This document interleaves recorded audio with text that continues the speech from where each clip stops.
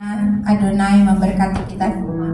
Nggak kerasa udah pertengahan tahun ya, secara tahun Masehi. Hari ini udah tanggal 28, jadi sebentar lagi sudah Juli. Jadi nggak kerasa waktu begitu cepat berlalu ya. Tahu-tahu kita sudah tua ya, tapi kita percaya biarlah iman kita tetap bertumbuh di dalam Adonai. Biarlah dia terus membawa kita melalui rohnya semakin dekat dan semakin melekat dengan dia. Mari kita berdoa sebelum kita memulai ibadah kita. Baru kata Adonai Eloheinu melech haolam, diberkatilah engkau ya Adonai, Raja semesta alam, yang menjadikan langit dan bumi, yang membangkitkan roh, tubuh dan jiwa kami di pagi hari ini. Kami percaya oleh karena kekuatan-Mu yang membangkitkan kami boleh ada sampai saat ini. Bukan karena kuat dan gagah kami Bapa, tapi karena perkenanan-Mu dalam kehidupan kami. Dan kami mengucap syukur Bapa untuk itu. Kami mau memuliakan Engkau, meninggikan nama-Mu di tempat ini. Biarlah hanya nama-Mu yang diagungkan di tempat ini ya Bapa.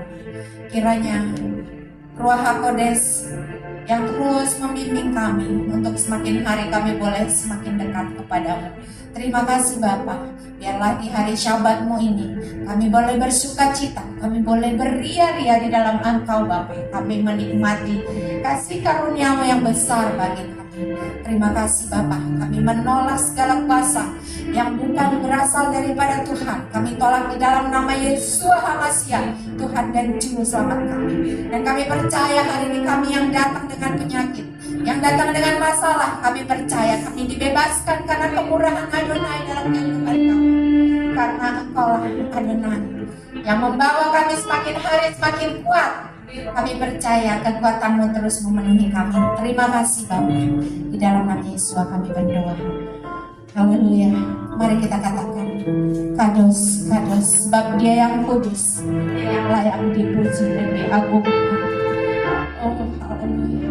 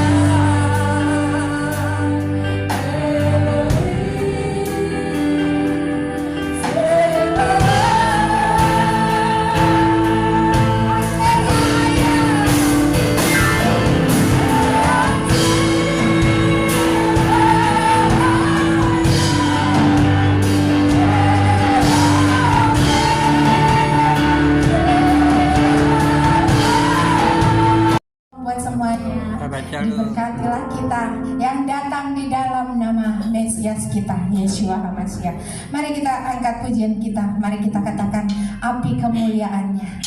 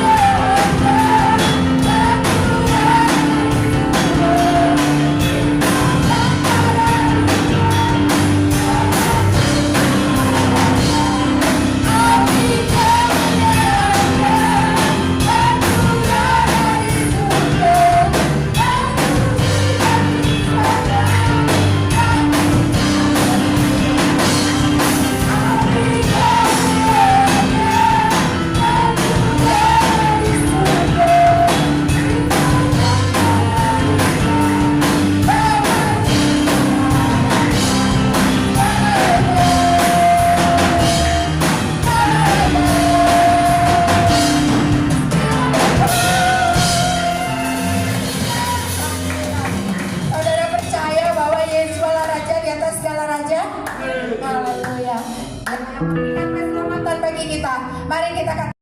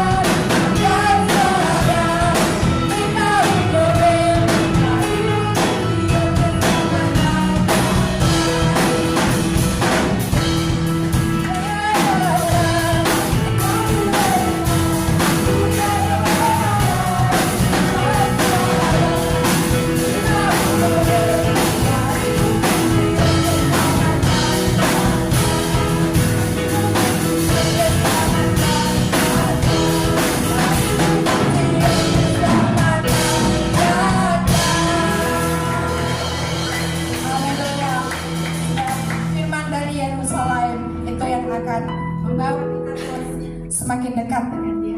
Amin. Akan duduk saudaraku. Mari kita sebelum melakukan sidur dan kita mendengarkan firman Adonai, Torah kebenaran. Hari ini mari kita angkat pujian kita dengan sayapmu.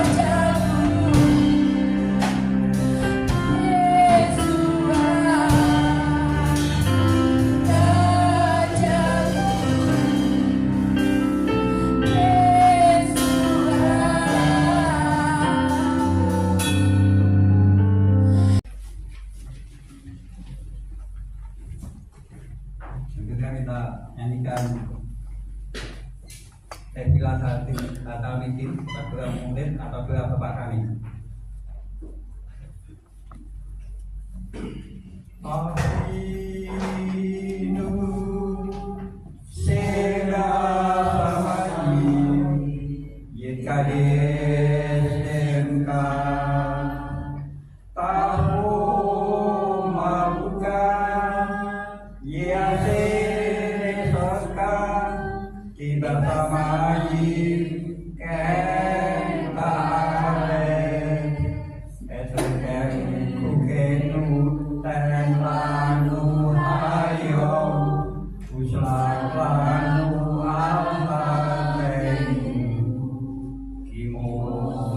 toking kananu lakaten lanu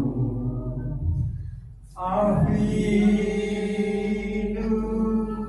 Sera Samayi Yikare Semka Tahu Maka Yasir Sonka Kita Samayi Keren Baren Etleken Kukenu Temlanu Hayom Usah Lanu Alhateinu Imo Seokin Kamanalu Lakaten Lanu Era Tapienu Lideni Sayom Kiim Kasienu Minhara Kileka Hamalaha Veha Pura Veha Tiferet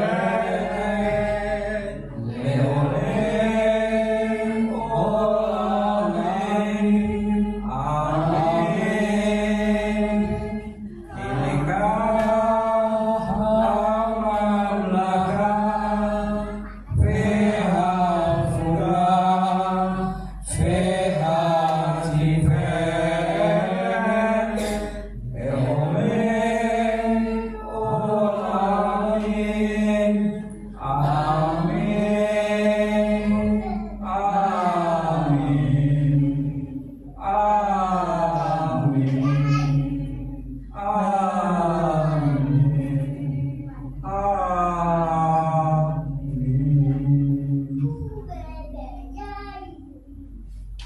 Berikutnya kita masuk ke pembacaan Torah oleh Pak Suparno.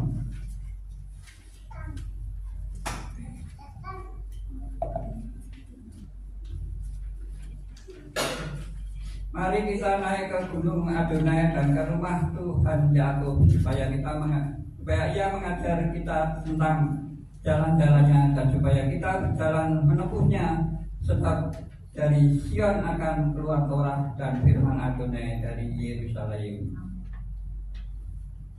Kimi Sion Tese Torah Kimi Sion Tese Torah Udapat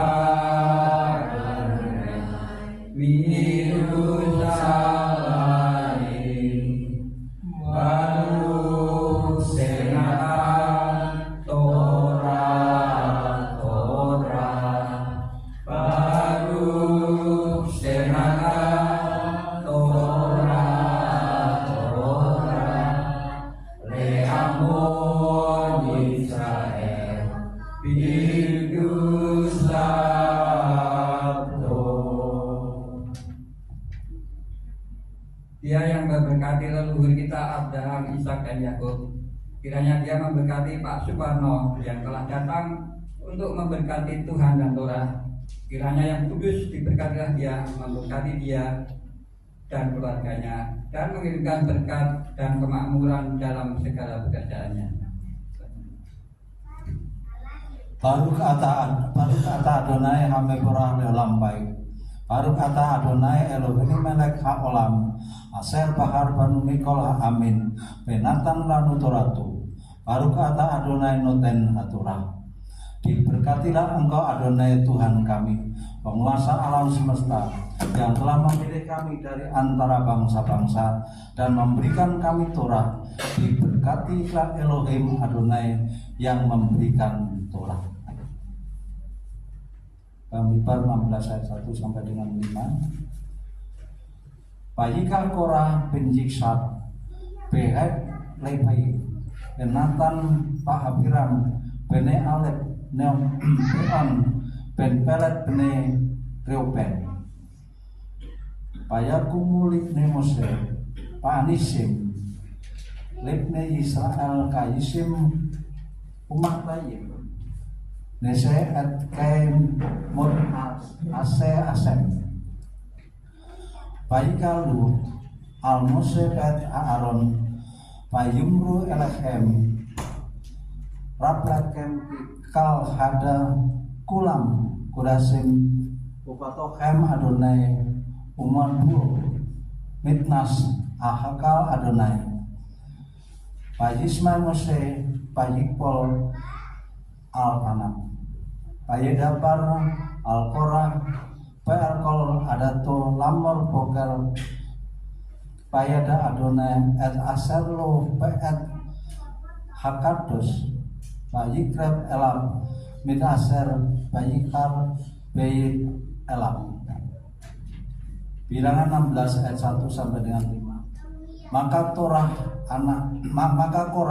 anak Yikar, anak Kehat, anak Lewi, serta Datan dan Abiram, anak-anak Eliab, dan On anak Pelet, anak-anak Ruben mengambil tindakan, dan mereka bangkit ke hadapan Mose. Juga pria-pria dari Bani Israel 250 orang pemimpin umat yang dipilih dalam pertemuan para pria yang ternama. Lalu mereka berkumpul melawan Mose dan Aaron dan berkata keduanya, cukuplah bagimu karena seluruh umat semuanya ini kudus dan Adonai ada di tengah-tengah mereka. Lalu mengapa kamu mengangkat dirimu di atas jemaat Adonai? Dan Mose mendengar, lalu tersungkur dia pada mukanya. Kemudian dia berbicara kepada Korah dan kepada seluruh pengikutnya dengan mengatakan, pada hari ini maka biarlah Adonai menyatakan siapa yang menjadi miliknya dan siapa yang kudus dan siapa yang akan dia katakan kepadanya, dan terhadap orang-orang yang dia jatuhkan pilihan atasnya dan dia mendekatkan kepadanya. Baruk atah Adonai Elohenu, baruk olam asenatan lamu tolato emet kayi olam natan betokenu. Baruk atah Adonai noten hatorah. Diberkatilah engkau Adonai Tuhan kami, Raja semesta alam, yang telah memberikan Torah dan yang benar kepada kami, yang memberikan hidup kekal di dalam diri kami. Diberkatilah engkau Adonai yang telah memberikan Torah. Besok Torah Aser Samose Libne Bani Israel Abi Adonai Ya Mose.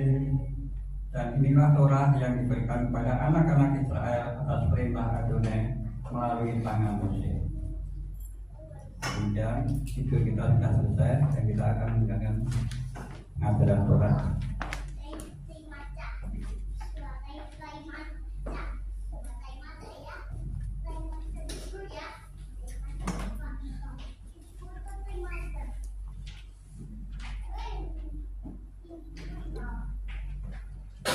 Salam Bapak Ibu, sebelum kita membahas parasa yang menjadi bagian kita, mari kita tunduk berdoa bersama-sama. Bapak, kami mengucap syukur untuk kasih setia Bapak yang tidak pernah berubah atas hidup kami. Kami dalam keadaan baik sehat dan juga kami sudah ada dalam penghentian di hari Sabat. Selama 6 hari kami bekerja beraktivitas. Tuhan memberkati setiap apa yang kami lakukan dan Tuhan memberikan berkat jasmani dan rohani. Terima kasih Bapak, kalau sebentar kami akan membahas parasa. Hari ini biarlah Tuhan sendiri yang memateraikan dengan Roh Kudus, yang memimpin sehingga apa yang menjadi suara-Mu boleh kami terima dan kami memiliki hati seperti murid dan juga lidah seperti murid untuk menyampaikan kepada orang-orang yang memerlukan dan juga kami menjadi terang bagi mereka. Terima kasih Bapak, kami percaya dan kami percaya bahwa Bapak memberkati pada kami dari awal pertengahan hingga akhir. Terpujilah nama-Mu, di dalam nama Yesus saya kami berdoa. Amin. Sebelum kita membahas parasa, mari kita ikrarkan persekutuan kita. Saya undang Bapak Ibu untuk bangkit berdiri. Mari kita sama-sama ucapkan kita persekutuan kita. 1, 2, 3. Dengan sukacita aku bersekutu dengan junjungan Yesus Masia yang adalah jalan kebenaran dan kehidupan, sumber keselamatan kekal. Seperti carang yang tetap melekat pada pokok anggur, demikian aku tinggal dalam kasih-Nya dengan melakukan segala perintahnya. Aku ada seperti yang dikatakannya, aku ada. Aku akan jadi seperti yang dikatakannya, aku akan jadi. Kehidupan yang membawa lebat bagi kemuliaan. Firman Tuhan itu pelita bagi kakiku dan terang bagi jalanku. Ia tidak akan kembali dengan sia-sia. Ia akan berhasil dalam perintahnya. Langit dan bumi akan lenyap, tapi janji Tuhan kekal selamanya. Haleluya, amin. Saya silakan Bapak Ibu. Kita akan memasuki pembacaan Torah. Tadi sudah disampaikan Pak Parno ya.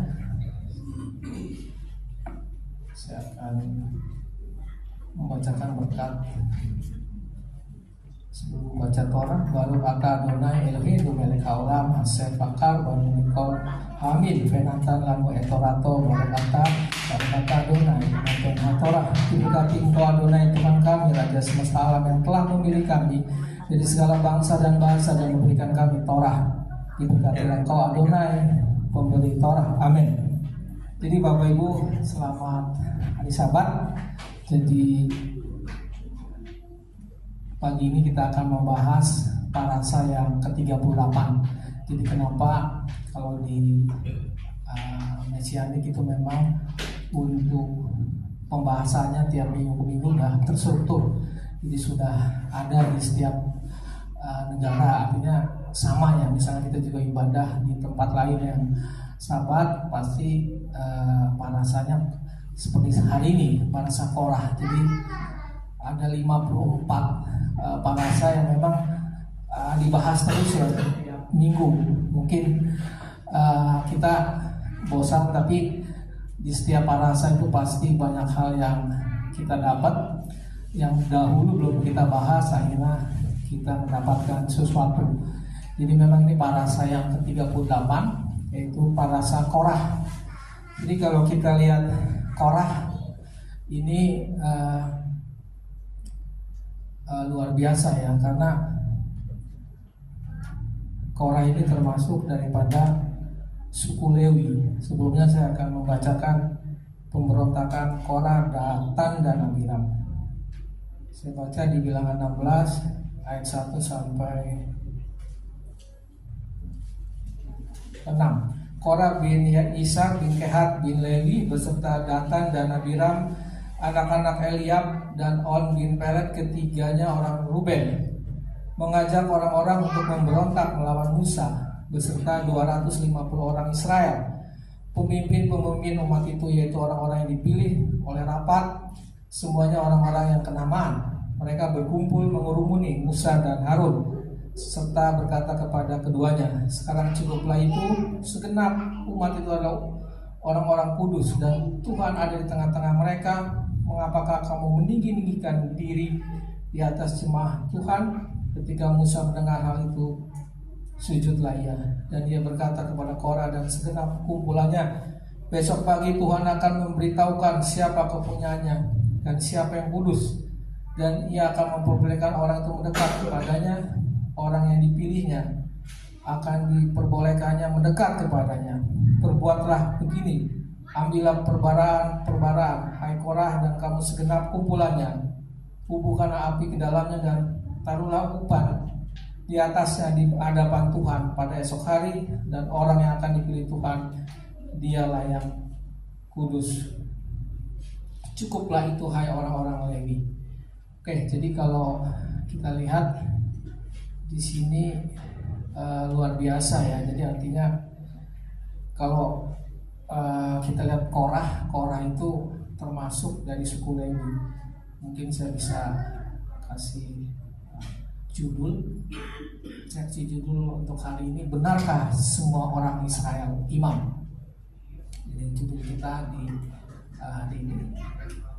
Kalau kita lihat ya, ini suku Lewi ya Bapak Ibu. Jadi suku Lewi ini suku yang dipisahkan dari 11 suku yang lain. Jadi dia memiliki tugas sebagai imam, dan mereka tidak mendapatkan tanah, dan mereka benar-benar ada dalam pekerjaan di kemah ya. Ini belum masih di kemah suci ya, disebutkan di sana. Nah ini cukup kecil ya. Jadi kalau kita lihat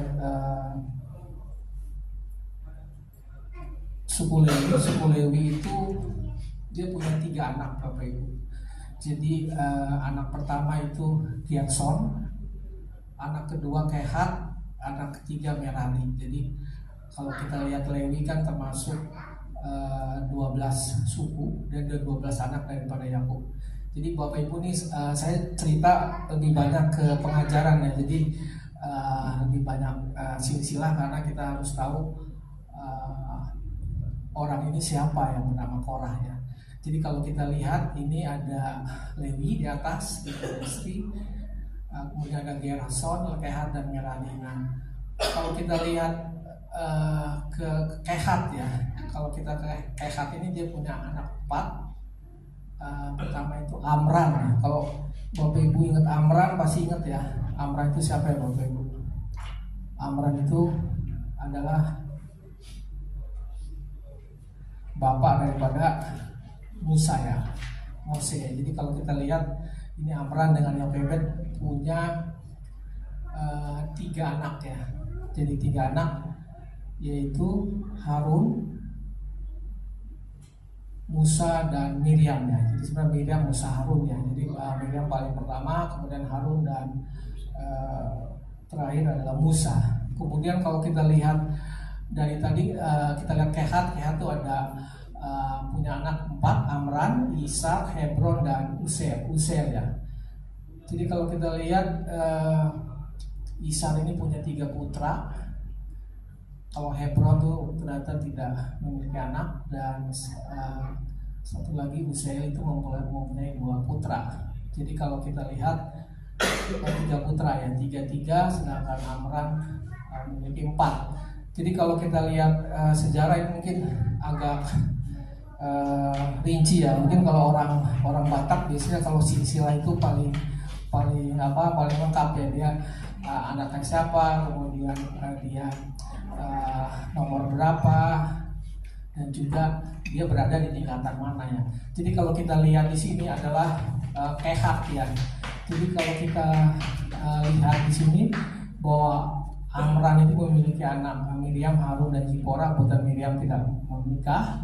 Kemudian Harun itu memiliki 4 anak, yaitu Nadab, Abihu, Eliasar, dan Itamar. Dan kalau kita lihat Harun ini, kalau kita baca ya, di kitab sebelumnya di Keluaran, Nadab dan Abihu akhirnya meninggal Bapak Ibu, karena dia melanggar daripada api kudus Tuhan. Jadi Harun memiliki 2 orang anak, yaitu Eliasar dan Itamar, artinya dua anak, dan itu sebagai imam. Sedangkan Musa memiliki 2 anak, yaitu Gersom dan Eliezer. Nah ini kita tadi melihat bahwa Korah itu berasal dari ayah bernama Yisar. Jadi yang 3 putra ini Yisar. Jadi kalau dilihat ini mereka sepupuan Bapak Ibu. Jadi Yisar itu dengan Amram itu setingkat, sedangkan Musa dengan Korah itu sepupuan. Jadi istilahnya masih saudara ya. Jadi kalau Amram itu sebagai yang pertama, kedua Yisar itu sebagai pamannya. Mungkin kita lihat di next slide. Ya ini kemah suku Israel Bapak Ibu. Saya memberikan ini memang ini yang sudah masuk di bilangan. Jadi kalau kita lihat ini ada utara, selatan, barat dan timur ya Bapak Ibu. Jadi kalau kita lihat di sini Musa dan Pris itu berarti Musa dan Harun. Kemudian suku Lewi yang tadi saya sebutkan tadi, dia ada 3 anak, Gersom, Merari dan Kohat. Dan itu mereka itu mengelilingi daripada kemah suci. Jadi kenapa suku Lewi benar-benar dikhususkan bagi Tuhan, karena mereka sudah dipilih bagi Tuhan. Jadi kalau kita lihat dari gambar ini memang Bani Kehat, Bani Gersom, Bani Merari itu sangat dekat dengan kemah pertemuan, dan mereka istilahnya sangat dekat dengan Mose dan Harun ya, Musa dan Harun. Jadi Pris ya, artinya kalau kita lihat di sini sangat dekat. Istilahnya kalau sekarang mereka sangat dekat dengan ring 1 Bapak Ibu. Jadi dengan ring 1 artinya mereka sangat dekat dengan kemah daripada tabernakel, kemah suci. Dan kalau kita lihat di sini di utara itu ada Dan, Aser dan Naftali. Kemudian di sebelah east ya, sebelah timur ada Judah, Isahar dan Zebulon. Kemudian di west itu di barat itu Benyamin, Manase dan Efraim. Dan kalau kita lihat di sini mungkin Bapak Ibu bisa lihat kenapa Yusuf nggak ada ya. Yusuf nggak ada karena pada saat Yakub itu sebelum meninggal dia memberkati 2 orang anak Yusuf. Jadi istilahnya ini sebenarnya cucu daripada Yakub, tapi mereka mendapat privilege bahwa mereka ada di dalam lingkaran daripada kemah suku cerai. Jadi ada Manase dan Efraim, dan di sini kita tidak dilihat adalah Yusuf ya. Jadi Manase, Efraim. Jadi kalau kita lihat waktu Yakub memberkati, akhirnya tangannya silang ya Bapak Ibu. Dia memberkati Manase dulu dibandingkan dengan Efraim. Dia memberkati anak yang kedua dibandingkan dengan anak yang pertama. Dan di sini dilihat di gambar ini di bagian selatan ya. Selatan itu ada Gad, Simeon dan Ruben. Jadi ada 3 suku yang di bawah, mungkin lebih jelas berwarna. Jadi Gad, Simeon dan Ruben.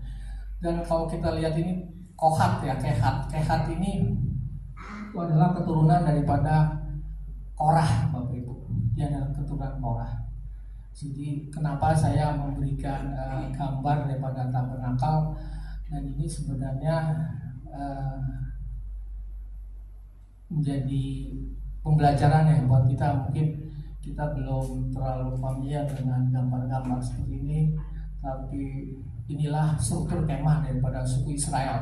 Jadi kalau kita lihat suku Lewi itu ada di paling tengah, dan 3 anak Lewi yaitu Kehat, Gersom dan Merari itu yang mengitari, dan tetap Mose dan juga Harun ini ada di paling depan ya, itu di pintu kemah. Jadi kalau di sebelah barat itu ya pintu kemah. Oke, sekarang kita bahas mengenai Korah Bapak Ibu. Ini saya bahas sedikit kenapa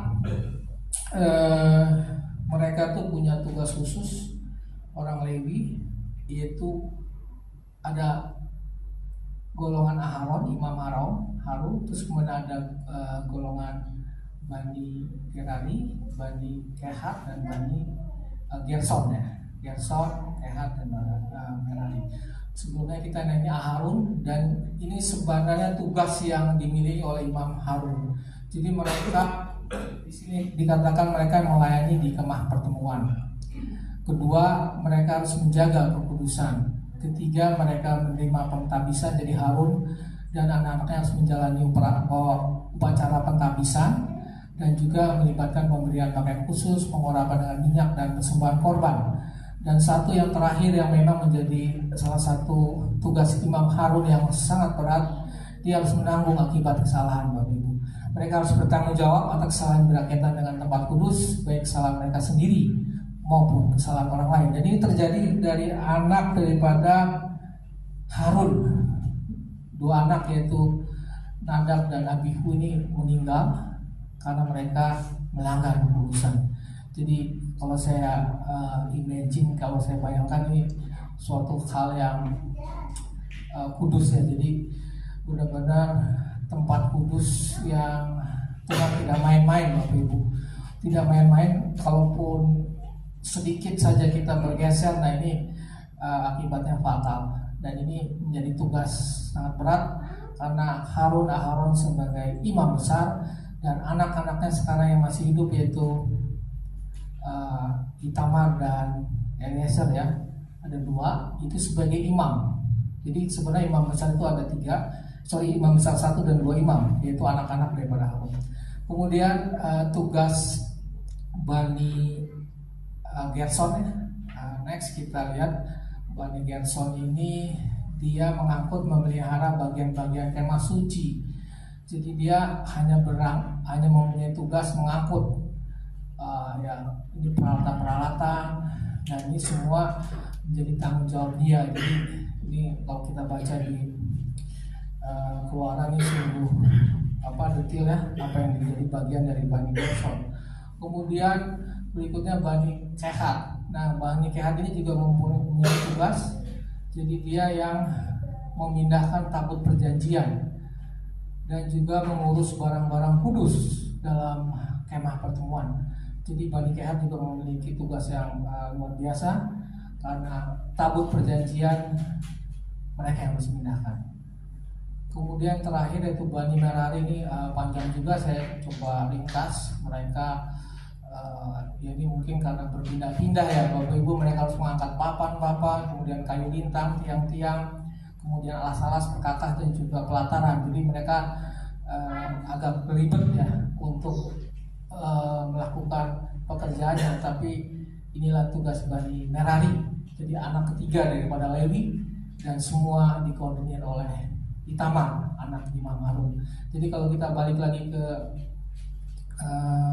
tadi di kemah pertemuan, yaitu tugas mereka tuh punya khusus, dan ini menjadi bagian daripada tugas mereka. Oke, kenapa saya lari ke situ supaya kita bisa lihat bahwa ternyata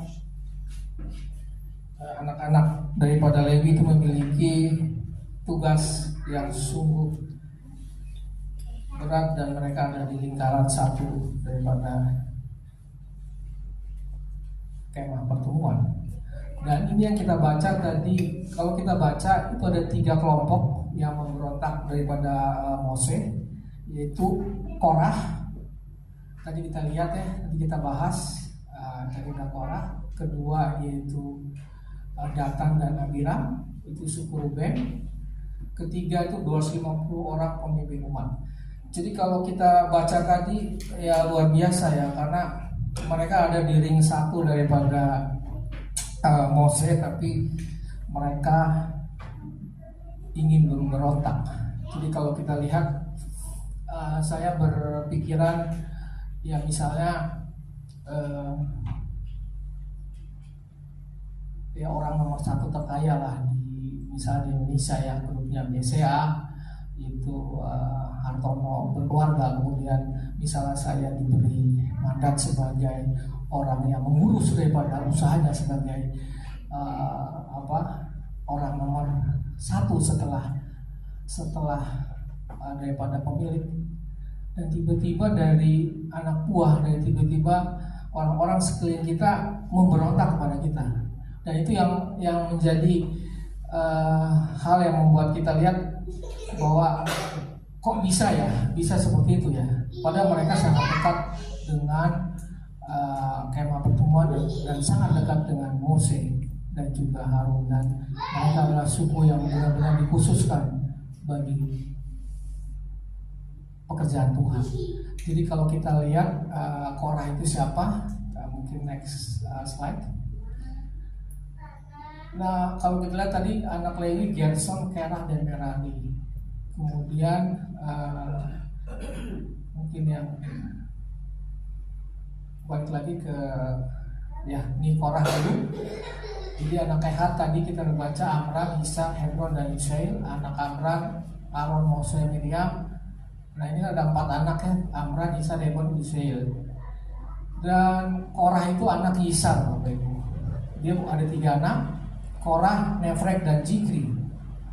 Dan anak Hebron tadi saya disebutkan tidak ada. Anak Yushael itu Misal, Elsafan, dan Sitri. Dan ternyata kalau kita runut-runut, kenapa Korah ini memiliki hati yang membenci kepada Mose, itu karena pemimpin Batu Bani atau kepala Kehat yaitu Elsafan, Bapak Ibu.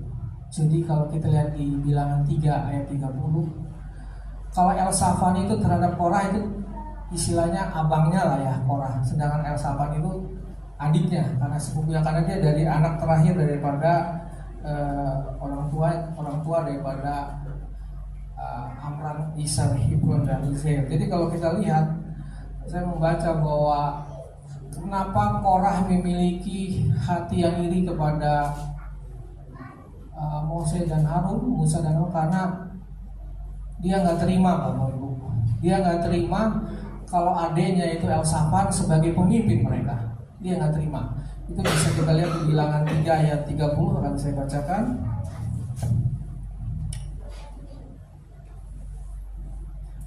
Pemimpin puak Kehat dan kaum-kaumnya ialah Elisafan bin Uziel. Jadi kalau kita lihat, ternyata kalau kita lihat tadi Bani Kehat ada di sebelah bawah ya, dekat daripada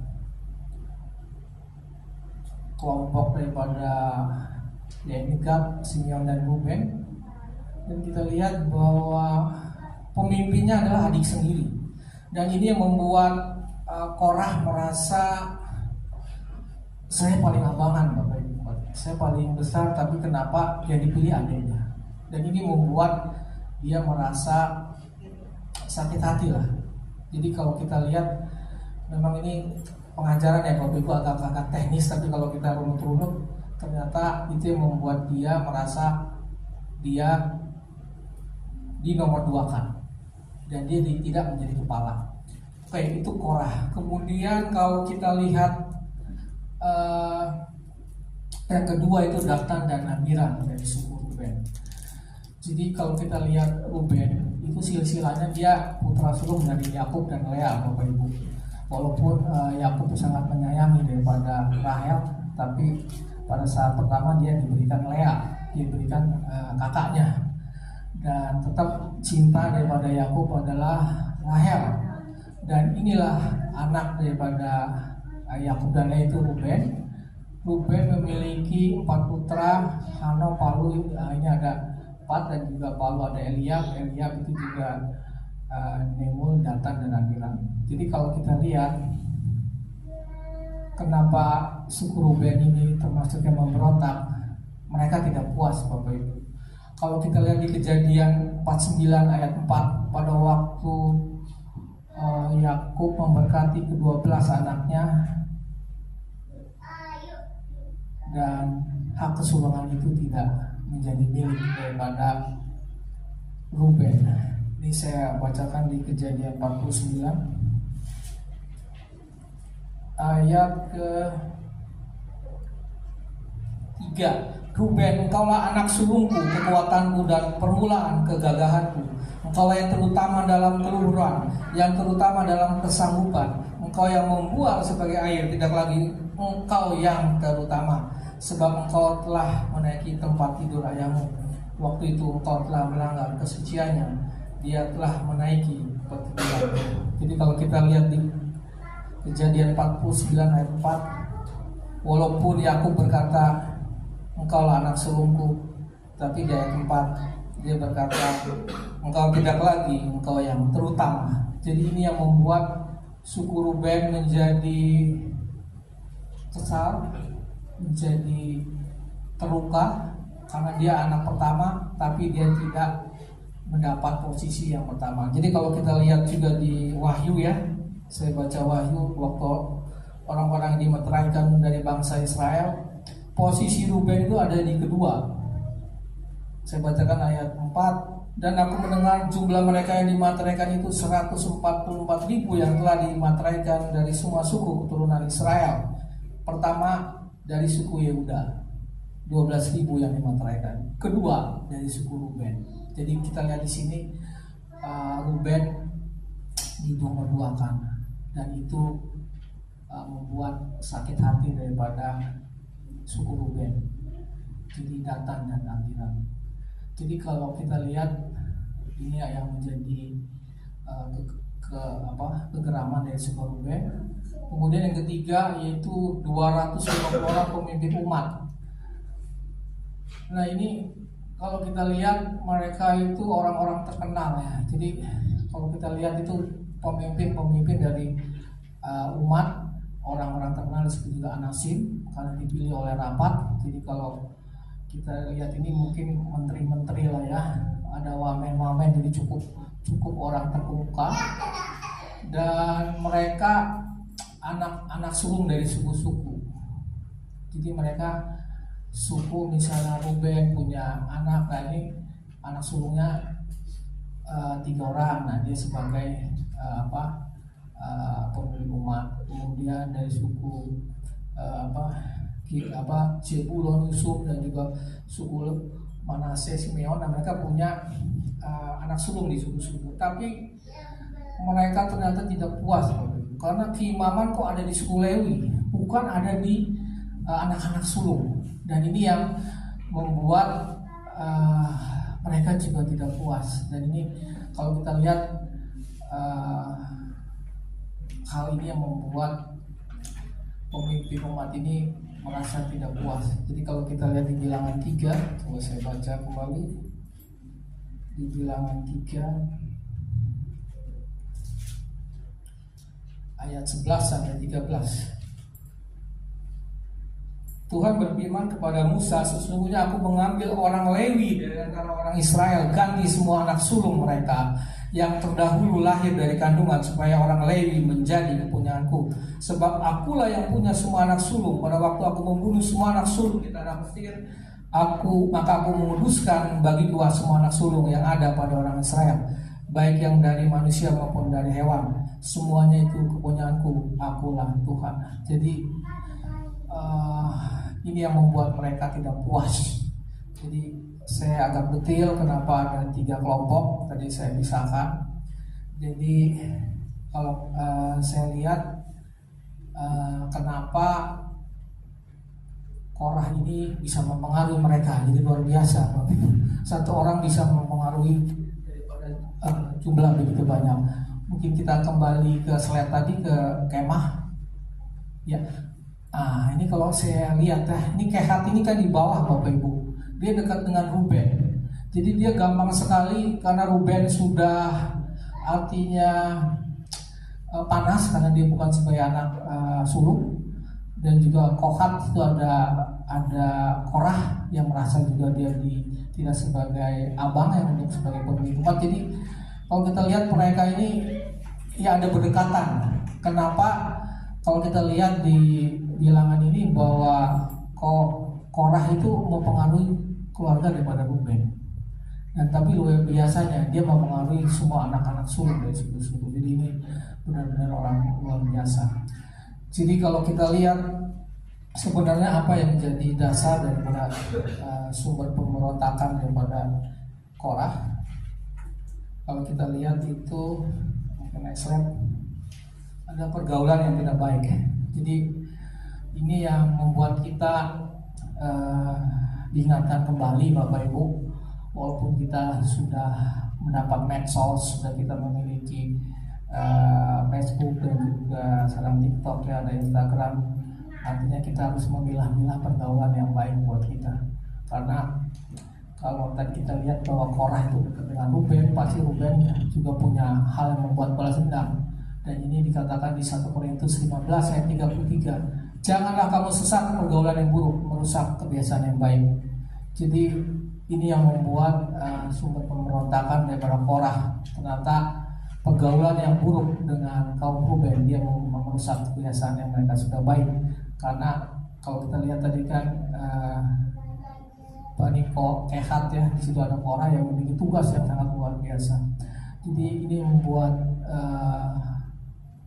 keadaan refleksi kepada kita bahwa pergaulan baik kita sebagai orang tua dan juga anak-anak, ya kita harus bisa memilih ya untuk pergaulan kita yang baik maupun tidak baik. Dan kedua adalah perasaan iri hati, kepentingan pribadi. Jadi di sini iri hati itu walaupun mereka bangsa pilihan Tuhan, tetap iri hati ada, dan kita diingatkan ya nggak ada gunanya lah iri hati, karena itu menjadikan kita memiliki hati yang memberontak, dan itu menjadi dua, menjadi pokok. Nah kalau kita lanjut ke ucapan Korah, dan ini luar biasa karena Korah ada di dinding satu daripada Lewi, dan dia berkata, ini saya bacakan, segenap umat itu adalah orang-orang kudus dan Tuhan ada di tengah-tengah mereka. Jadi kalau kita lihat memang ini saya tulis ya, kalau dari jangka panjang memang bangsa Israel dikatakan kamu akan menjadi bagiku kerajaan imam dan bangsa yang kudus. Itu Keluaran 19 ayat 6. Jadi kalau kita lihat ya, Korah ini luar biasa. Dia mengatakan sesuai dengan firman Tuhan, dia mengatakan bahwa bangsa Israel semua adalah orang kudus. Bangsa Israel adalah semua orang kudus. Jadi kalau dia dari sini ya buat apa ada pemimpin? Kita bisa langsung berhubungan dengan Bapa, kita bisa langsung berhubungan dengan Tuhan, yang artinya langsung dengan Adonai. Artinya tidak perlu lagi namanya imam, atau tidak lagi memerlukan namanya perantara, tidak lagi memerlukan namanya mediator. Artinya di Keluaran 19 ayat 6 dikatakan kamu akan menjadi bagiku kerajaan imam dan bangsa yang kudus. Jadi semua suku bangsa yang ada, suku Israel yang ada itu adalah orang-orang kudus. Dan itu kalau kita lihat ya, Korah sudah benar ya. Tapi kalau jangka pendek, kalau ternyata kita lihat sini bahwa ternyata ada jenjang kekudusan. Jadi kalau kita lihat di sini, Harun sudah dipilih sebagai imam besar, dia lebih kudus dari imam. Kemudian imam lebih kudus dari suku Lewi, suku Lewi lebih kudus dari suku lain-lainnya. Karena itu pasti ada jenjang, Bapak. Kekudusan itu kalau saya lihat orang bisa berkata ya semua kudus. Orang-orang suku-suku Israel itu dikatakan kudus, bangsa yang kudus. Tetapi itu ada jenjang, dan ini yang dimanfaatkan oleh Korah. Dan ya itu tadi saya sebutkan ya, imam besar di sini, imam besar Harun bukan dipilih oleh manusia, karena Adonai sendiri yang memilih. Jadi itu hak prerogatif ya. Jadi kalau ada pimpinan yang dipilih oleh Tuhan, ya kita nggak bisa melanggar otoritasnya, karena yang mengangkatnya ya bukan manusia tapi Tuhan sendiri. Dan di sini yang kedua dikatakan di sini, mengapakah kalian, dalam bahasa Ibrani Alhem, meninggikan diri di atas jemaah Tuhan. Jadi kalau ini suatu perkataan mereka ya tadi iri hati ya. Ya kalau dilihat sini, kalau mereka berkata seperti itu berarti menyangkali Tuhan sendiri. Karena yang mengangkat Mose dan Harun adalah Adonai, Bapa sendiri. Jadi kalau dia menyangkali berarti dia menyerang Tuhan sendiri ya. Itu yang membuat ucapan Korah ini sebenarnya dia tahu ya jawabannya, tapi karena dia memiliki ya suatu karisma yang luar biasa, itu yang membuat Korah ini luar biasa. Kalau saya baca ya detail, ternyata tidak ada orang selain Korah di Torah yang memiliki pengaruh yang luar biasa untuk mempengaruhi daripada orang-orang yang tanda petik yang terpelajar lah Bapak Ibu. Waktu itu sudah terpelajar, tapi mereka bisa mempengaruhi. Jadi ini yang menjadi ucapan Korah. Tetapi kalau kita lihat Musa memiliki hati yang paling lembut ya. Kalau kita lihat Musa ini kan 40 tahun di Mesir. Jadi waktu itu dia melihat saudara-saudaranya dibunuh, dan akhirnya dia membunuh orang Mesir, Bapak Ibu, dibunuh orang Mesir. Dan ternyata waktu dia juga melerai daripada orang Israel, ada 2 orang yang mengatakan, apakah kau menjadi tuan bagi kami? Dan kalau kita dilihat, saya baca sedikit, ternyata 2 orang itu dari suku Ruben. Jadi sebenarnya mereka itu dari dulu sudah pengen banget sebagai anak tertua, tapi tidak bisa untuk menjegal daripada Mose. Akhirnya Mose pergi ke Yitro kan selama 40 tahun. Jadi kalau kita lihat pelayanan daripada Mose, dia di usia 80 tahun. Jadi luar biasa ya, 80 baru mulai pelayanan, Bapak Ibu. Jadi kita masih di bawah 80 semua ya. Jadi jangan takut. Dia baru mulai 80, Bapak Ibu. Jadi sungguh luar biasa Tuhan mempersiapkan Musa hambanya untuk menjadi orang yang diberkati. Itu ucapan Korah. Dan saya lihat Musa memiliki hati yang lemah lembut. Di ayat 4, ketika Musa mendengar hal itu, sujudlah ia. Ya luar biasa ya. Kalau saya sudah menjadi Musa ya, waktu Musa ditegur Tuhan sampai dia tidak bisa masuk ke tanah Kanaan karena dia suruh berkata untuk di Meribah untuk bantu itu keluar air, dia menggunakan tongkat kan Bapak Ibu, sehingga akhirnya akan keluar. Wah, kalau Musa sebenarnya memiliki kuasa juga ya, karena dia adalah pemimpin. Tapi ini luar biasa ya, kalau kita belajar Musa ini sungguh hal yang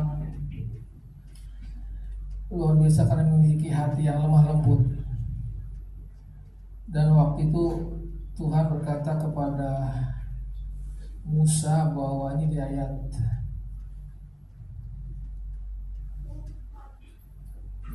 dia sudah sangat jadi waktu kita baca lagi ayat berikutnya, tetap mereka menantang Musa, dan lalu berfirmanlah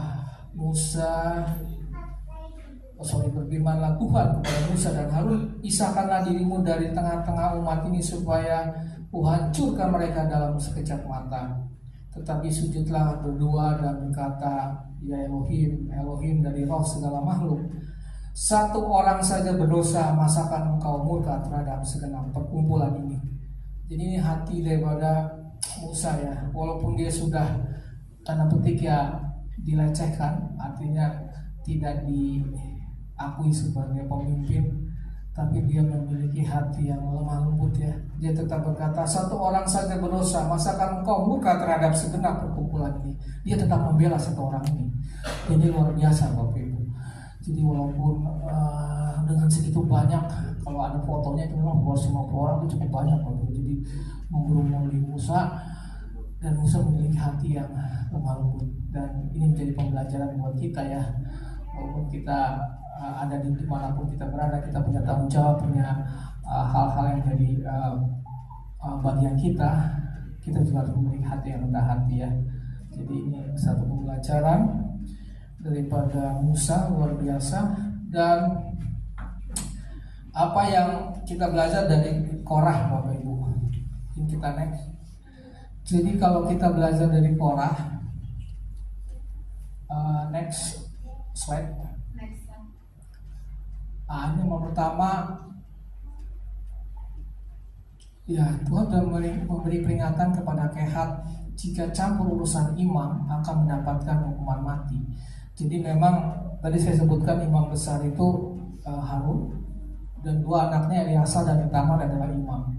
Dan walaupun mereka masih keturunan Lewi, jadi keluarga daripada Kehat, keluarga yang sebenarnya mereka juga punya privilege sebagai orang Lewi, tapi itu tidak boleh mempengaruhi mencampur urusan imam. Dan ini Tuhan sudah perintahkan, jadi harganya juga udah harga yang tidak bisa ditawar. Jadi kalau kita di Keluaran dibilang 4 ayat 20 dikatakan di sini, tetapi janganlah orang Kehat masuk ke dalam untuk melihat barang-barang kudus itu, walaupun sesaat pun nanti mereka mati. Jadi Bilangan 4 ayat 20, mereka hanya melihat barang-barang kudus yaitu tabut perjanjian, walaupun sesaat mereka akan mati, walaupun mereka menyembelih Bapak Ibu. Jadi sebenarnya Tuhan sudah kasih pernyataan, tapi mereka tetap memberontak. Dan di berikutnya di Pemazmur, kalau saya lihat di sini, yang tadi iri hati kesombongan Korah membuat dia lepas dari kebenaran Tuhan, Bapak Ibu. Kalau lihat dari Mazmur 26 ayat 2 dikatakan, ujilah aku ya Tuhan dan cobalah aku selidiki batinku dan hatiku. Jadi kita lihat bahwa iri hati dan kesombongan Korah membuat dia tidak menguji hatinya sendiri, sehingga dia lepas dari kebenaran Tuhan. Dan ini yang menjadi pembelajaran buat kita, bahwa kita tetap menguji hati kita, Bapak Ibu. Di Mazmur 26 ayat 2 dikatakan, ujilah aku ya Tuhan, cobalah aku selidiki batinku dan hatiku. Dan itulah yang menjadi pembelajaran dari Korah. Yang ketiga, jangan menuding orang lain tidak melakukan satu perintah Torah sebelum Anda melakukan seluruh Torah. Artinya tadi dia menuding daripada Musa, yang diurapi Tuhan.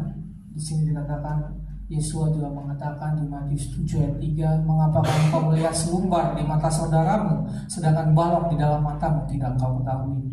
Jadi kita tidak bisa menuding orang lain ya untuk melakukan perintah Tuhan, walaupun kita sebenarnya belum melakukannya. Jadi ini menjadi pembelajaran buat kita. Yang keempat, nah ini sebenarnya otoritas yang sah ya Bapak Ibu. Jadi kalau kita ada dalam suatu organisasi dan suatu otoritas ya, pentingnya menghormati otoritas itu ya, karena Tuhan juga bekerja secara otoritas. Jadi kalau di perusahaan itu ada struktur organisasi, dia ada direktur, ada managing director, ada manager, ada supervisor, ada asisten manajer dan sebagainya. Jadi itu sebenarnya ada otoritas masing-masing. Jadi inilah konsekuensinya. Jadi sebenarnya kalau dia menghormati otoritas yang sah, pasti dia aman lah. Nah ini kita mendapat pembelajaran dari Korah bahwa otoritas itu harus kita hormati. Kedua, ya ini sebenarnya Musa sudah, ya ini saya sebutin ya, bahwa Musa itu memiliki hati yang yang lemah lembut. Dia tetap berkomunikasi dengan Korah, tapi mereka menolak untuk mendengarkan. Di sini juga Tuhan sudah memiliki hukuman buat Korah dan pengikutnya, tapi Musa tetap memiliki hati untuk agar hukuman ini tidak terjadi. Jadi kalau kita lihat Mose itu bukan gambaran daripada Yesua Masiah, Bapak Ibu. Jadi inilah gambaran daripada Yesua Masiah yang sebenarnya dikatakan walaupun satu orang pun yang ikut aku ya Tuhan pasti akan membela. Jadi Yesus juga mengajarkan bahwa tidak seorang pun juga bisa dia lepaskan daripada hukumannya. Artinya itulah hati daripada Musa, dan itu adalah pengenapan ada di Yesus Masiah. Jadi kalau kita lihat bahwa gambaran Mose ini bukan gambaran daripada Yesus Masiah. Jadi kalau kita hubungkan, kalau Torah nggak ada hubungannya dengan perjanjian baru, Brit Hadasah, jadi nggak ada korelasi ya. Sebenarnya ini gambaran daripada Yesus yang menanggung setiap korban kita. Bahwa Musa adalah bersama Harun adalah perantara buat kita berkomunikasi seluruh Israel kepada bangsa, kepada Elohim Adonai. Oke, kemudian ya ini sebenarnya peran dan tanggung jawab Bapak Ibu. Jadi sebenarnya kita sudah punya peran dan tanggung jawab masing-masing. Mungkin kita ada di RT RW, ada di kelurahan, kita ikut juga kegiatan tertentu, kemudian kita di ibadah, kemudian kita di pekerjaan, kita juga punya peran dan tanggung jawab masing-masing. Jadi sebenarnya ya kita sudah diatur Bapak Ibu. Jadi inilah yang Tuhan ingatkan kepada kita, ya peran, walaupun dikatakan di sini dikatakan bahwa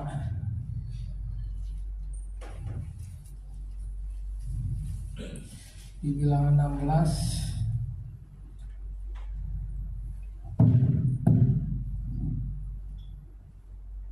ya, lalu berkatalah Musa kepada Korah, cobalah dengar hai orang-orang Lewi, belum cukupkah bagimu bahwa kamu dipisahkan oleh Elohim Israel dari umat Israel dan diperbolehkan mendekat kepadanya supaya kamu melakukan pekerjaan pada kemah suci Tuhan dan bertugas bagi umat itu untuk melayani mereka, dan bahwa engkau diperbolehkan mendekat bersama-sama dengan semua saudaramu Bani Lewi, dan sekarang mau pula kamu menuntut pangkat imam lagi. Dan itu yang dikatakan oleh Musa, ya, artinya Musa tetap mengingatkan peran dan tanggung jawab yang ada, tapi mereka tidak mau.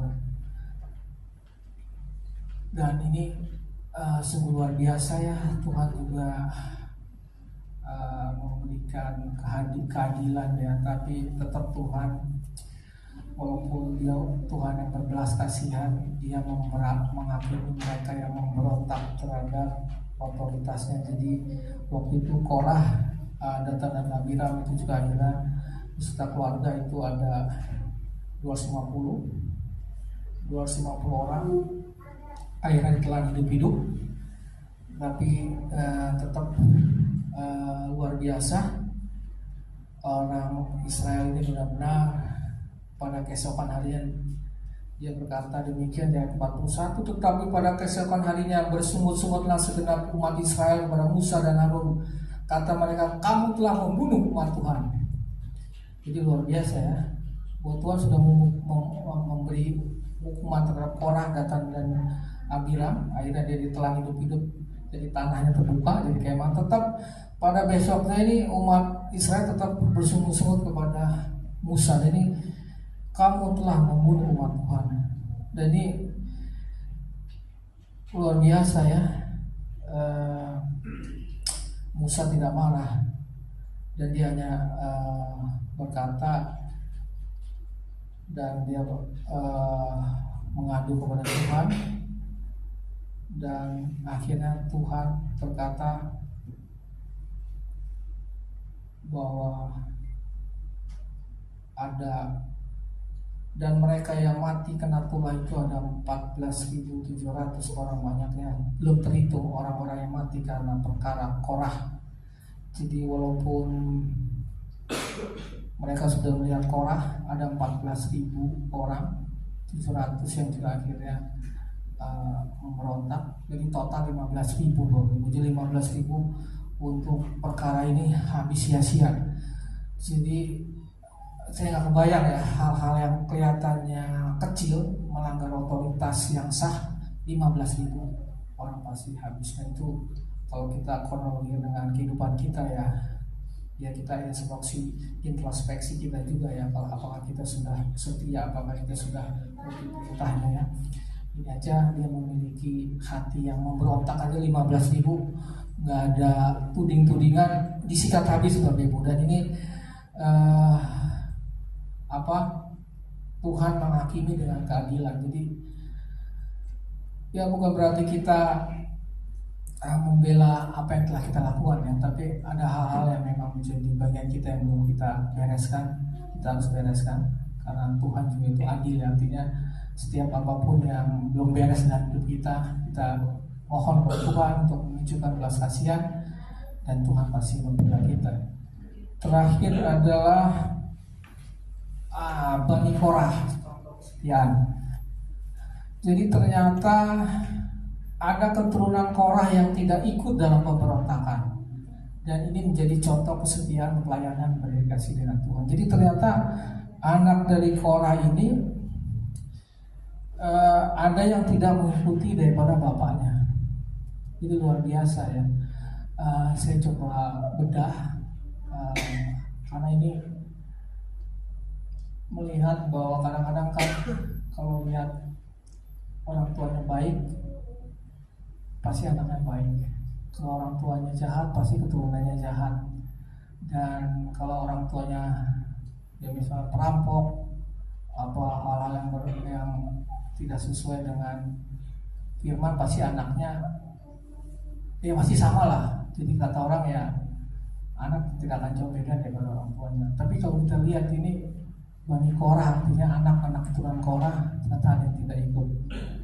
Ini kalau kita lihat di sini Korah tuh putranya 3 anak, Aser, Elkana, dan Abiasap.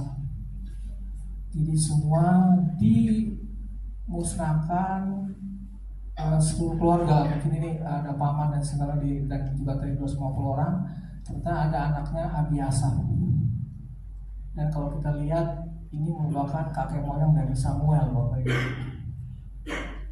Dan di Bilangan 26 ayat 11 dikatakan anak-anak Korah tidak mati. Jadi ada yang tidak mati ya. Kemudian ya ini kita lihat bahwa kasih karunia Tuhan masih berlaku. Jadi kalau kita lihat orang-orang yang ya kurang benar ya, kalau kita lihat dari silsilah Yesua juga kita lihat di Matius dikatakan bahwa ada tiga wanita yang istilahnya yang bukan orang baik-baik lah. Di situ dikatakan ada 3 wanita, yaitu pertama Bapak Ibu siapa ya Bapak Ibu, kalau boleh diinfokan. Yang pertama adalah Tamar, Bapak Ibu. Yehuda memperanakan Peres dan Jerah dari Tamar. Tamar ini menantunya sendiri. Jadi Yehuda affair tidak berlaku baik dengan menantunya sendiri. Itu di silsilah Yesus Kristus. Kemudian Ruth bukan berasal dari keturunan Israel, kita tahu sendiri. Dan terakhir adalah Daud, Bapak Ibu. Daud itu kita tahu sendiri, dia memperanakan Salomo dari istri Uria, jadi istri orang lain, Batseba. Jadi di sini saya lihat ternyata Tuhan itu sama. Tuhan memiliki kasih karunia. Walaupun apa di depan mata, di sini dikatakan 1 Samuel 16 ayat 7b, manusia melihat apa yang di depan mata, tetapi Tuhan melihat hati. Dan saya baca di 1 Samuel 12 ayat 22, Tuhan tidak membuang umatnya.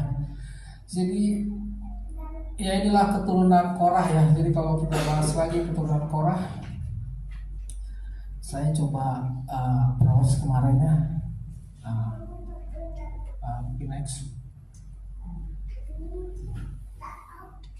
Ternyata anak-anak Korah dianggap mulia karena menulis 11 mazmur yang berbeda. Di sini disebutkan next. Ya, Mazmur 42 ayat 1 mungkin kita sudah familiar kan. Seperti rusa yang merindukan sungai yang berair, demikianlah jiwaku merindukan ya Elohim. Kemudian Mazmur 46, sekalipun bumi berubah, sekalipun gunung-gunung goncang dalam laut, sekalipun airnya menderu dan berbusa, sekalipun gunung-gunung goyang karena gelombangnya, ini ditulis oleh anak-anak Korah. Kemudian Mazmur 41 ayat 7 dikatakan, bertepuk tangan hai semua bangsa, bersoraklah bagi Elohim dengan suara kemenangan. Mazmur 48 ayat 1a, bersama Tuhan dan sangat terpuji, ini adalah lagunya. Kemudian Mazmur 49 ayat 20, ini juga ditulis oleh anak daripada Korah sendiri, manusia yang sombong tetapi tidak berlaku budi sama seperti binatang. Dan ini ayat yang terkenal yang Bapak Ibu di Mazmur 84 ayat 1 dan 10. Sebab lebih baik 1 hari di pelataranmu daripada 1000 hari di tempat lain. Dan inilah anak Korah yang menulis. Kemudian Mazmur 87 dan Mazmur 88. Jadi ya walaupun mereka dari keluarga yang istilahnya membantah, memberontak, tetapi anak-anaknya tetap setia, Bapak. Jadi bukan berarti kita tidak setia ya. Artinya ya tetap kita berdoa untuk setiap keturunan kita memiliki hati yang setia, tetapi Tuhan tetap tidak membuang umatnya. Dan kalau kita lihat di Mazmur ini memang yang saya sebutkan ada 11 Mazmur yang dituliskan oleh anak daripada Korah, dan itu luar biasa. Dan saya coba rangkum untuk terakhir, yaitu pelajaran dari anak-anak Korah.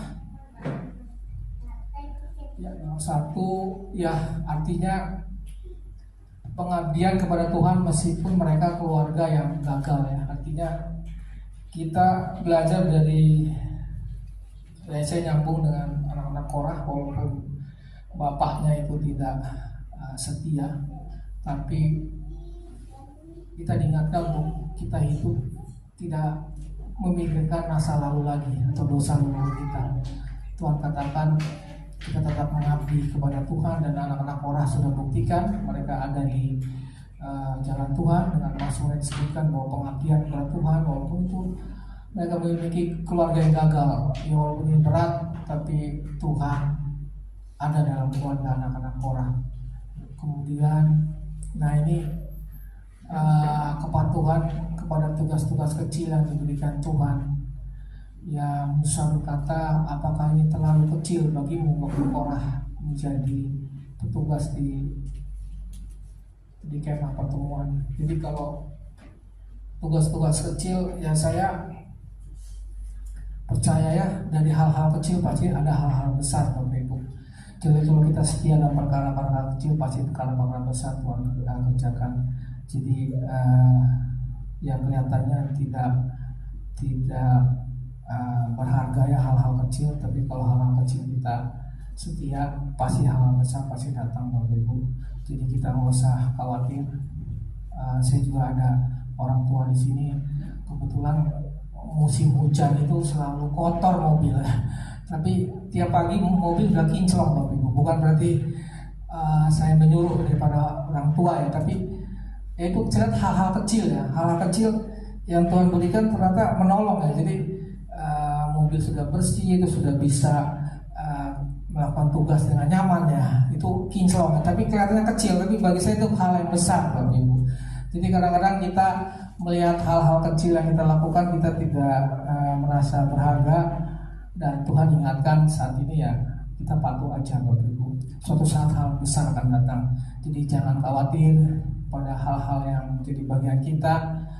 Ya, di sini ada Pak Parno yang tiap 2 minggu mengingatkan saya, Pak, bisa lanjut lagi nggak bahasa Ibrani, Bapak Ibu, pembelajaran khusus bahasa Ibrani. Jadi kalau pernah saya sampaikan di sini, kalau belajar bahasa Ibrani itu 1 jam aja udah 300.000.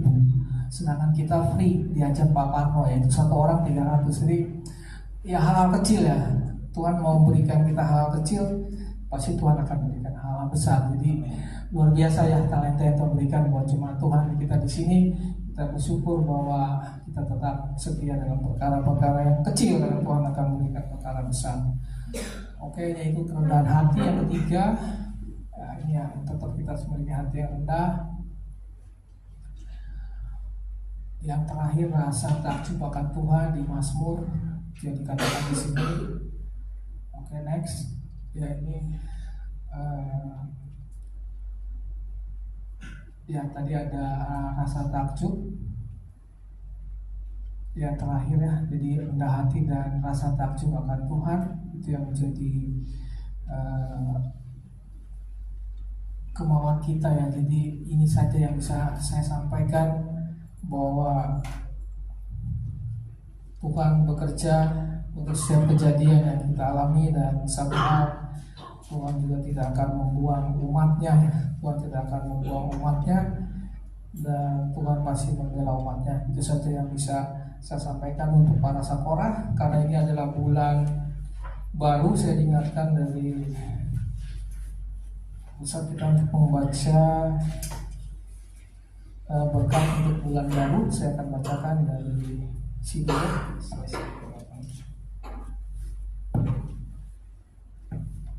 Kita masuk di bulan Tatsmut ya. 138. Saya akan bacakan berkat di bulan baru ya. Kita sedang masuk di bulan baru.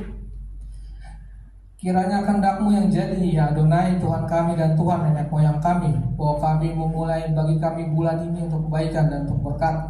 Kiranya Engkau memberi kami umur panjang, kehidupan dalam damai, kehidupan yang penuh kebaikan, kehidupan yang penuh berkat, kehidupan yang berkelimpahan, kehidupan yang sehat, kehidupan di mana kami takut akan Engkau dan membenci dosa, kehidupan di mana kami tidak dipermalukan, kehidupan yang melimpah dan terhormat, kehidupan di mana kami mencintai Torah dan takut akan Elohim, kehidupan di mana Adonai memenuhi permintaan hati kita untuk kebaikan. Amin.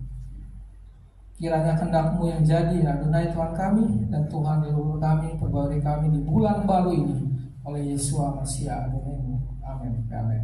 Itu saja yang bisa saya sampaikan. Mari kita tutup dengan doa. Terima kasih Bapa, kalau Kau sendiri yang memateraikan parasa di hari ini, parasa Korah.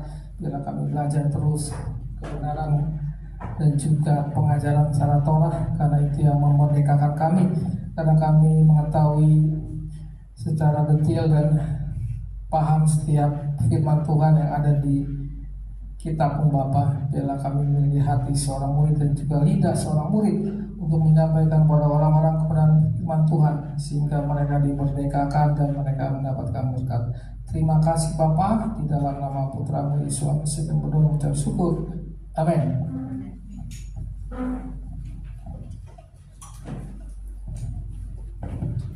Kita akan menerima berkat rohani daripada Bapa.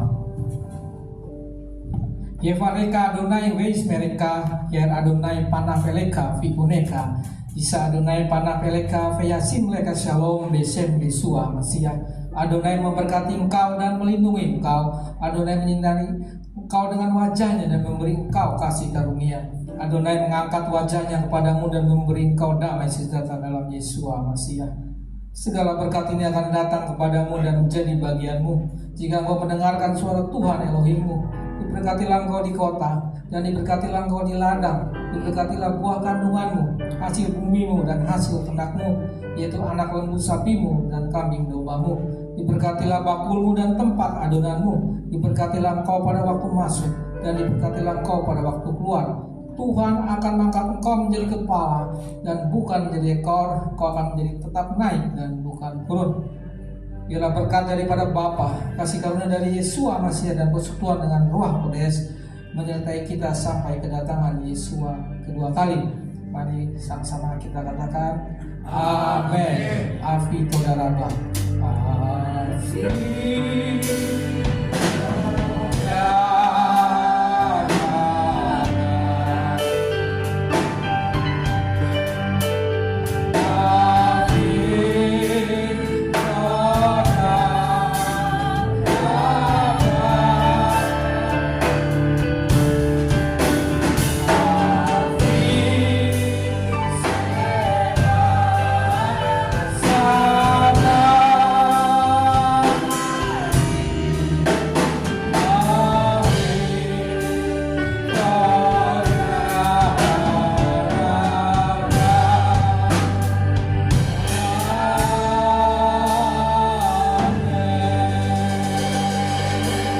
Shalom.